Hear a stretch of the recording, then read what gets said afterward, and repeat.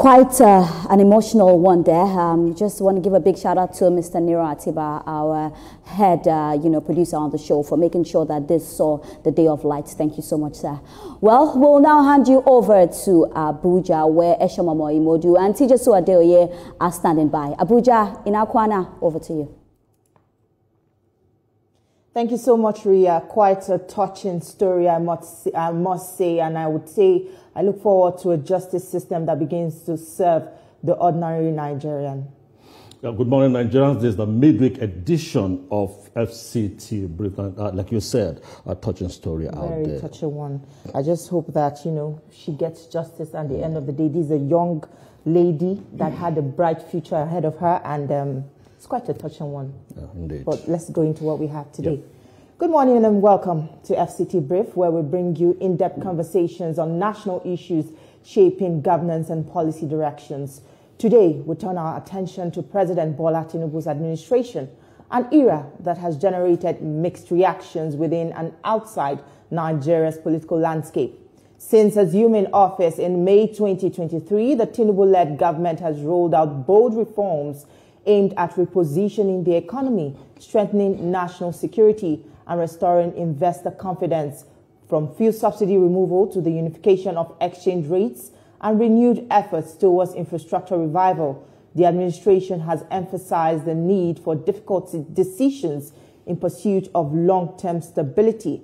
However, these reforms have not come without challenges. Rising inflation, a weakened naira, and the high cost of living continues to test citizens' patience and confidence in government policies. Critics argue that the pace of relief measures has been slow, while supporters insist the pain is a necessary step towards sustainable growth and development. As Nigeria marks over 2 years into this administration, questions are: what tangible gains can be identified? How well is the government addressing the economic and social consequences of its policies? And what prospects lie ahead as the president seeks to consolidate his reform agenda? This morning on FCT Brief, we will examine the gains, challenges, and prospects of the Tinubu's presidency, analyzing its impact on governance and the economy and the everyday Nigerian. And to help us find answers to these questions Nigerians are asking, we are being joined by an APC chieftain and the chairman, Northern Ethnic Nationalities Forum, Dominic Alancha. Mr. Dominic, nice to have you here with us this morning. Thank you for having me. Good morning. Yeah, let's start this way. One thing that is gaining a lot of narrative is the threat by the president of the U.S. Saying that the possible invasion of Nigeria because, according to them, an alleged genocide against Christians. Now, let's take a look at security. Would you say there has been an improvement from what we used to have? And would you subscribe to that narrative that Christians are just being attacked and killed in Nigeria today? Well, I won't really subscribe to the idea that Christians are being killed in Nigeria. What I mean is that it's not a coordinated agenda, to kill the Christians, in Nigeria. But what is happening is the truth. The truth is that we have a security situation in our hands. If you look at the activities of these Boko Harams, the bandits, the terrorist organizations, it cut across religious divide, whether Christians or Muslims. In September of this year, I think towards the end of August of this year, in Zamfara, Katsina to be precise, about 40 worshippers were killed, in the mosques. What will you call that? Will you say that that is a Muslim genocide? So for me, I don't really see it as a targeted attack on the Christians. If it happens in the northwest, the Muslims are affected. If it happens in the north central, like Benue, Plateau, maybe Kogi FCT and other environs within the north central, it mostly affects the Christians. So the situation we have at hand is not precisely a Christian, attack, but a security situation that affects every Nigerians, every citizens, Christians or Muslims, atheists or idol worshippers, it affects them. So for me, in that same September, the Northern Ethnic Nationality Forum, we met and we put up a press, after analyzing the security situation in the North, we released a press statement where we called on the president to relieve the service chiefs, because if you look at the budgetary provisions for defense, for security, in 2023 and 2024, 2023, what was budgeted for defense was around about 3.4 trillion. In 2025, what was budgeted or what is budgeted for defense was around 4.9 trillion naira. If you juxtapose that with what is happening on ground in terms of how well they have secured, our territories, how well they have secured the lives and property of citizens, you will agree with me that they failed woefully. And that was why we called for their sack. And thankfully, the president, I believe, after analyzing the situation, their performance, he was able to relieve them. So the service chiefs that have, come on board, we will give them time, and there is a lot that needs to be done in terms of curbing this insecurity, that is affecting every Nigerian. For the presidency, what they need to do now is to act swiftly. The threat that Donald Trump, released was not something that is going. He said, if Nigerian government did not stop the killing, and the killing is not only the killing of Christians, it's not only the killing of Muslims, it's the killing of every Nigerian citizen. So the government need to begin to put up effort that would be very visible to Nigerians and the international communities that they are doing their best in terms of fighting this bandit. Yeah, Mr. Alancha, I agree with you there, because we've seen recent body language from the government, especially with the wake of, these recent developments. And I would like to ask, with even the change of the service chiefs and, some of the successes they've recorded in recent times, would you say that they are merely responding to this pressure, or it seems like, the military system that we have in the country now is beginning to recalibrate itself and confront this pressing issue that we have in terms of insecurity? One of the things, the help that this statement is, from the Donald Trump is going to help the Nigerian military and all, our security agencies, is that it will make them sit up. For me, I think Donald Trump has amplified our voice. But I disagree with him when he said it was the killing of Christians. It was the killing of, citizens.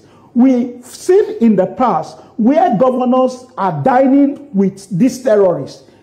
There is no basis for you to negotiate with any terrorist. Like El-Rufai said time and time again, that the only, repentant Boko Haram or the repentant terrorist is the dead one.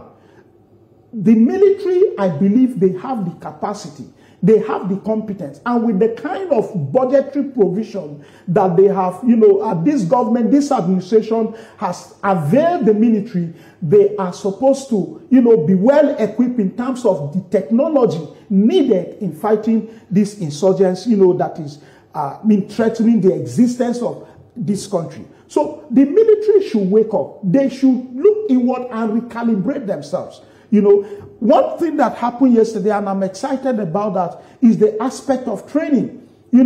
Our training institution is in a dilapidated situation, situation, and the president have declared a state of emergency on our training institutions, so that, whatsoever that is needed for them to be able to discharge their duty, in terms of, this digital skills, in terms of technology and all of that, that training can be impacted into them, because if we don't have a good training institutions to train our security agencies, we will not have the desired result. But one thing I'm also worried about is the recruitment process of both military, police, and all of that, which has highly been politicized. You don't see people in the military today, from the rank of colonel downward, you will never see anybody that went into the military on the basis of merit. Unlike in those days, where people just go to, see an advert, they go there, and on the basis of their competence, capacity, they pass the interview and they are employed. Or they are recruited. But this time around, we see military that are not committed, to securing our territories and stuff like that. And when the new Chief of Army Staff came on board, I think he did something that is also going to help us, the country in terms of, manpower. He redeployed all the militaries on the roads. In fact, I was coming from Benue. I only saw one military checkpoint in Yelwata. And you know why that remains? Because Yelwata is a volatile town, that has been marred by a lot of insecurity. That is the town where over 200 people were killed, that led to even this statement that Donald Trump is issuing. Well, we'll still have more to discuss on this very pressing issue, but let's take this quick break now. Don't go anywhere. There's more on the program. Stay with us. We'll be right back. We're glad to have you back. It's back to our conversation with Dominic Alancha on assessing the progresses and the achievements of the Tinubu administration so far. Yeah. Let's take a look at some of the reforms that Mr. President initiated. Just the inception of his government, he talked about removal of fuel subsidy. And over time, some people say that this removal has been able to help us stabilize, that now we now have an indigenous refinery. Also said that subnational governments now have more money at their disposal. Absolutely. Would you say that it's more of a plus to the system if you place it side by side with what people say, look, so much suffering in the land, cost of living has increased? Will you say it was a positive move that the government, a positive step the government has taken so far?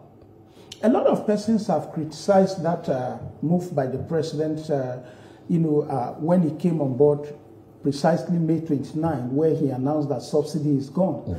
Some suggested that he should have sat to open the books, look at it, and then introduce measures that would cushion the effect.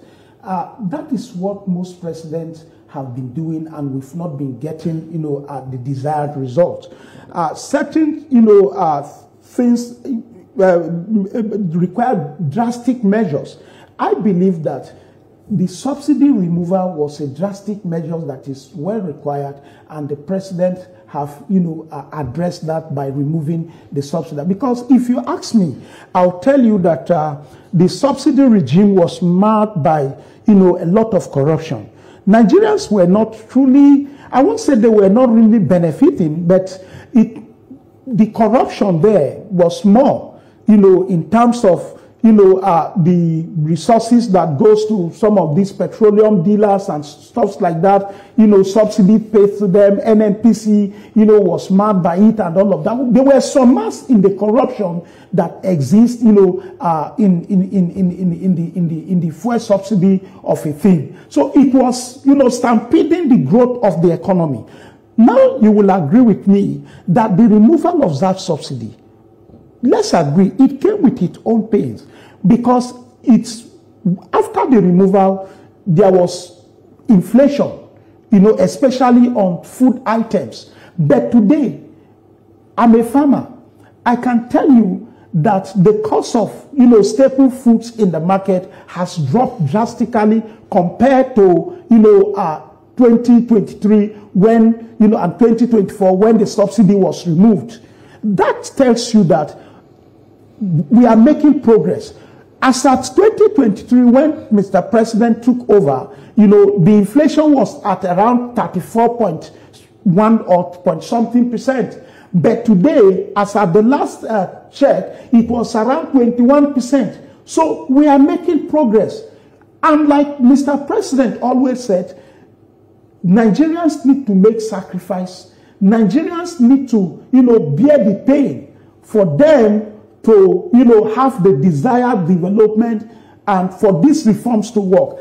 And again, one thing I would like to call on Nigerians to do is to hold our governors to account for the resources that have accrued to state. I'll give you an example of my own state, where I come from, the Benue state. As at last 2 weeks or so, there is an organization called Budget. the budget did a state of states report in terms of what accrued to state, how they have been able to use it, how well are they doing in terms of internally generated revenue. Benue was 35th far on the bottom. Why? Because we cannot hold our governors to account. Meanwhile, since the removal of subsidy, what accrues to my state, I cannot tell you the figure now, but every month is above the region of 10 billion naira. What are the governors doing? Sorry, Mr. We need Alancha. to begin to hold our governors to account. Mr. President have done his best in terms of, revenue, allocation to states. But these people are not, deployed. We cannot see, you can't juxtapose what is on ground with Mr. what has been Dominic, received you by the agree with states. me that some Nigerians, in fact, a lot of Nigerians are tired of hearing numbers, and they're wondering when would these bold and necessary reforms that the president calls it translate into meaningful or tangible impact on their lives. They said, does progress have to come with pain? And when will they begin to see this impact, this much talked about impact that government speaks of? Well, you see, I'm a policy analyst, and I can tell you that policies, whatever policies, whether in education, in health, in economy, in whatever sector you introduce a policy, the minimum it can take is 16 years for us to begin to see the results. But that is not to say that there are no mid-time, short-time, and long-time, gains that can be recorded. I believe that part of the gains of this subsidy removal in terms of the policy that was introduced is the fact that today we have more roads that are being constructed. Over 440 roads across the countries have been awarded and are under construction. I will tell you, in my own state, if you go to my state, from Abuja to Makurdi has been dualized. From Makurdi to Alede to Otukpo to Enugu, what is ongoing there? If you go to other states also, you can see that federal roads are being constructed. And one of the things we have been suffering in terms of deficit is road infrastructural deficit. The president is trying to bridge that, because that way you can connect rural economy with urban economy. And that is the things that we need in this country in order for us to develop, in order for our market to grow, and stuff like that. So the president, the subsidy removal, the gains, we are beginning to count them. But it's not going to be, immediate visible gain that people will begin to see. We should endure.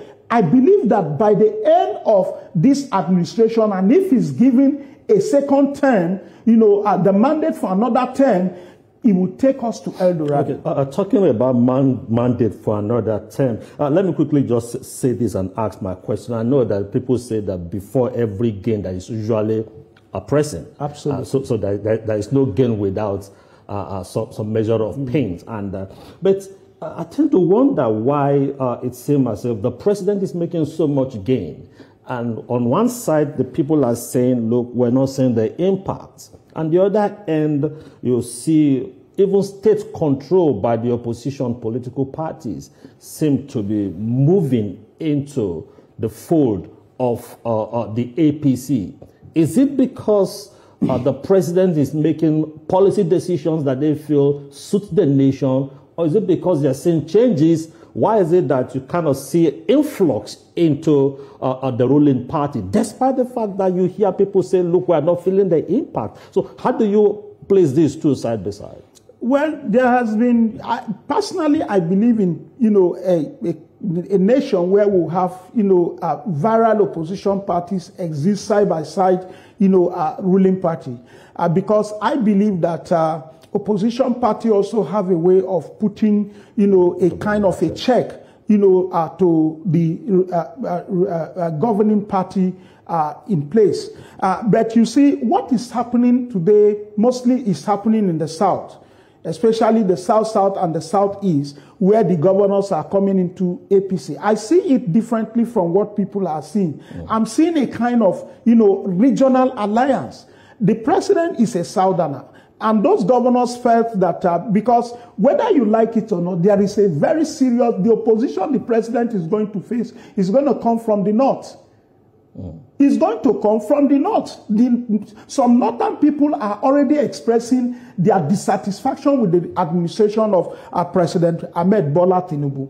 So there is a regional alliance that is happening. That, look, this is our son, we must support our son, but beyond that, I believe that the president, he's doing well. Like I said, some of those policies have put more money in the hands have deployed more resources in the hands of these governors, but the indigenous or citizens within the state, they need to hold their governors accountable, because the president, through this policy have, allocated enormous resources to the state. We'll come back to speaking about this accountability that you just touched on, but that will be right after this short break. Don't go anywhere. There's more. Stay with us. Thank you for staying with us. Now, as we wind down this conversation, Mr. Dominic, we've seen repeated requests for fresh loans by the government, and yet the administration says it's saving more and blocking leakages. How does government justify borrowing while claiming fiscal responsibility? Well, honestly speaking, I just heard that the president has approached the National Assembly for a domestic loan of, I think, about 1.1 trillion naira. I've not studied it, but the previous loans were tied to some things. For example, one of the loans that the president went to seek approval from the National Assembly was tied to skill acquisition. And you see, we are in a knowledge-based economy where skills are paramount, where skills are important. Today, if you go to countries like Canada, UK, skilled workers are in high demand. So if we are borrowing to fund, skills, for example, the establishment of skill acquisition centers, I don't think there is anything wrong with it. Now, I remember this particular, loan that the president is seeking now is to fund the 2025 budget. Okay? Now, the question is, in August, the president told Nigerians that he has met the target for 2025. In August, the budgetary, estimation has been met. So why are you borrowing this? So I think we need to hold the presidency to account and to give us a detailed, account of what this 1.15 trillion that they are seeking approval, where are they deploying it to? Is it that there is a deficit? Meanwhile, the president told Nigerians in August that he has met the budgetary, target for 2025. And remember, 2024 budget is still running. Meanwhile, in the House of Reps, they are rioting. Yesterday, they went, I think, they took a decision to summon the Minister of Defense because he has not been able to pay local contractors that executed job in 2024 capital project. So, I am not an advocate of loan because I believe if we look inward, we can be able to generate resources that we will fund our budgetary provisions. The government, both the state, and this brings me to the idea of, the lack of, state generating internally generated revenue. They are all depending on federal allocation to survive. Meanwhile, every state in Nigeria has the capacity to be independent of federal allocation if they can only look inward. Take, for example, Benue State. What is Benue State doing with, we claim to be the food basket of the nation, but go to Benue State, you cannot see anywhere where there is, a farm estate. Meanwhile, we claim to be the food basket of the nation. The governors, they lack ideas, particularly Benue State governor. They don't have the idea. He doesn't have the idea to initiate, a project that will bring more resources into the state. The same thing with other states. They are all depending, on federal allocation. At the end of the month, they all troop to Abuja to collect their own allocation and go back. And even with that, they are doing nothing. State citizens should wake up and hold their governors accountable. Every citizen should go and download budget report and see what is coming to their state. They can go to NBS also website and download on a monthly basis what comes to them, so that they will be able to hold these governors to account for the common patrimony that comes to them. It's not their resources, it's our money. Exactly. I feel very bad when I see governors paying salary. The Bible tells me, I'm a Christian, that a laborer is worthy of his wages. When a governor pays you your wages, they are clapping for him for paying salary. For what rightly belongs to you. Well, Mr. So Alancha, many questions. So many questions, I must say. And citizens must begin to ask their state governors question. I like that line. Thank you so much for your time with us on the program. It's a fine place we'll leave the conversation. Thank you. Thank you for having me. Thank you for being a part of our conversation. Now we'll hand you over to Lagos, where Ria and the rest of the team are standing by to continue with the rest of the show. Of course, TJ Sue, we are standing by. Thank you so much. That was a very beautiful interview from Abuja. Thank you.